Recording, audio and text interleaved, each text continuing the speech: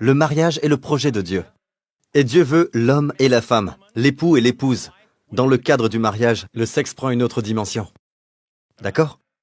Une véritable vie sexuelle épanouie. Le diable vient et enlève le sexe du cadre du mariage. Et le diable souhaite que cela affecte l'homme, pas seulement dans son corps, mais aussi dans son esprit. Et alors il couche avec n'importe qui. Et il pense que ce n'est rien. Mais laissez-moi vous dire ceci. Si je prends un morceau de papier et que je le colle à un autre morceau de papier, et je le laisse pour 1 heure, ensuite je vous passe le papier et je vous dis d'essayer de séparer les 2 morceaux de papier de la façon la plus précise possible. Vous serez incapable de le faire. Certaines choses sur ce papier seront collées à l'autre papier et vice-versa, car ils sont devenus un. Dieu veut que l'homme et la femme soient un.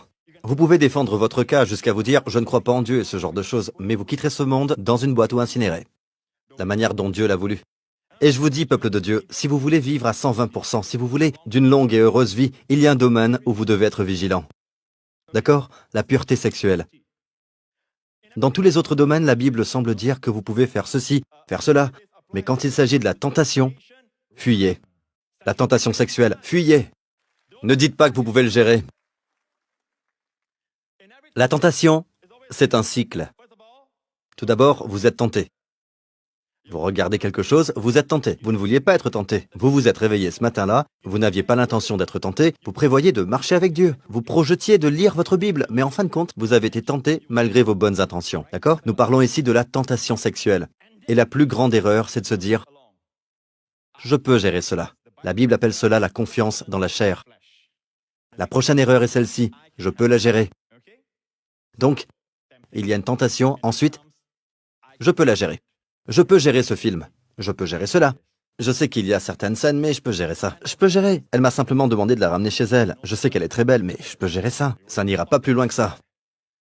Oh là, la mini-jupe, oh là, je n'ai rien vu. Je vais simplement lui donner son sac, pas de problème.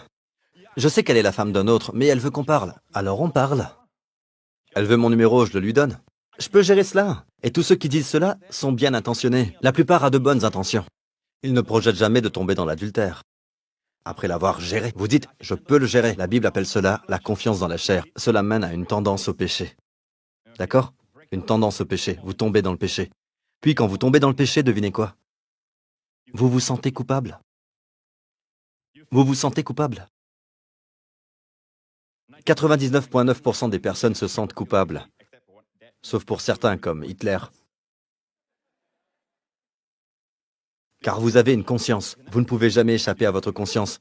Maintenant, vous vous sentez coupable, et la psychiatrie, la psychologie, disent que si vous êtes coupable, vous ressentez la culpabilité perpétuelle, qu'elle soit une culpabilité réelle ou une fausse culpabilité. Vous vous sentez coupable. Vous êtes condamné à répéter ce comportement. Mais, en tout respect, les médecins n'ont aucune réponse. Seul Jésus a la réponse.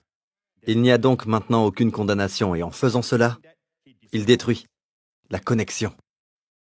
Vous êtes là? Car plus vous vous sentez coupable, et moins vous résisterez à la tentation. C'est un cercle vicieux. D'accord? Maintenant, certains parmi vous disent « Pasteur Prince, je pense que tout péché est péché. Je ne crois pas qu'il y a un péché qui soit plus grand qu'un autre. Non, le péché sexuel est plus grand. » Ah, Pasteur Prince, vous êtes en train de mesurer les péchés. Oui, je le fais, ne vous y trompez pas. Il y a des péchés qui sont moins graves, et il y a des péchés qui sont plus graves. Quand vous péchez contre votre corps, c'est différent des autres péchés. Voici la preuve dans les Écritures. Regardons 1 Corinthiens 6. Ne savez-vous pas que celui qui s'attache à la prostituée est un seul corps avec elle? Car est-il dit, les deux deviendront une seule chair. Mais celui qui s'attache au Seigneur est avec lui un seul esprit. Fuyez. Fuyez l'impudicité. En passant, les mots immoralité sexuelle ou impudicité, c'est porneia. Porneia, cela semble familier, n'est-ce pas? Porno, porneia. L'immoralité sexuelle inclut toute chose en dehors du mariage qui ne se fait pas entre un mari et sa femme. Point à la ligne. Fuyez. Détalez. Quelque autre péché qu'un homme commette, ce péché est hors du corps. Donc cela inclut la peur, le souci, le tracas, se plaindre, murmurer. Quelque autre péché qu'un homme commette, ce péché est hors du corps. Mais celui qui se livre à l'impudicité pêche contre son propre corps. Amis, vous savez, Dieu est en train de montrer qu'il y a diverses conséquences dépendant du péché commis. Savez-vous ce qui affecte votre corps et vous donne une maladie chronique et des problèmes? Je voudrais vous dire avant tout, Pasteur Prince n'est pas en train de dire et des milliers d'entre vous en sont témoins. Je n'ai pas dit que si quelqu'un est malade, il y a l'immoralité sexuelle. Non, je n'ai pas dit cela. Mais lorsque vous lisez l'Écriture, la Bible dit que si vous commettez l'immoralité sexuelle, vous êtes en train de pécher contre votre propre corps. Pas votre esprit, pas votre âme, votre corps. Corps, pour moi, veut dire où la maladie se manifeste-t-elle? Dans le corps. Vous voyez ça? Quelque autre péché qu'un homme commette, ce péché est hors du corps. Mais celui qui se livre à l'impudicité pêche contre son propre corps. C'est là la différence entre certains pasteurs et moi. Ils diront que cette personne a besoin d'une délivrance. Cette personne doit confesser son péché. Je ne suis pas contre la confession des péchés, je vous l'ai dit auparavant. Je suis contre la confession afin d'être pardonné. Je crois en la confession parce que nous avons été pardonnés de nos péchés. C'est une déclaration. Regardez ceci. Lorsqu'il s'agit du péché, la réponse de Paul est toujours « Ne savez-vous pas que votre corps est… » Le mot « est au présent, ou à ce passé composé. La manière dont les personnes enseignent ceci est… En passant, les chrétiens de Corinthe allaient au temple vers les prostituées. C'est le scénario ici. Paul dit « Nous devons dire, en nous basant sur l'enseignement au sujet de la délivrance charismatique contemporaine, qu'une fois que vous couchez avec une prostituée, vous êtes maintenant possédé d'esprits maléfiques. » Mais Paul n'a pas dit cela. Paul leur dit « Votre corps est le temple du Saint-Esprit. » Tout espoir n'est pas perdu. Si vous êtes sauvé, vous êtes sauvé. Sachez que le Saint-Esprit ne vous a pas quitté lorsque vous couchez avec n'importe qui. C'est pour cela qu'il peut être attristé. Parce qu'il a des visions de grandeur pour votre corps. Il a des visions de rayonnement pour votre corps. Il a des visions de resplendissement pour votre visage. Il a des visions, Dieu pétillant pour vous. Il a une vision de vous à 70 ou 80 ans. Les gens disent, mon Dieu, vous avez l'air d'avoir 50 ans. Vous avez l'air d'avoir 40 ans. Il a des visions de grandeur pour vous. Tout ce qui est moins que cela est péché, ne reflétant pas l'étendue de la gloire que Dieu vous réserve.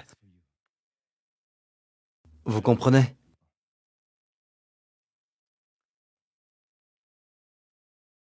Et le plus…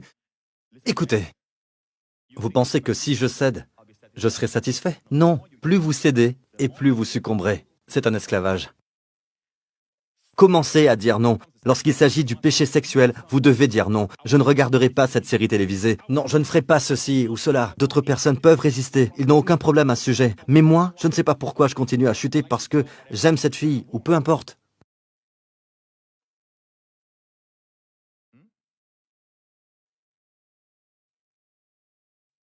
Loué soit Dieu.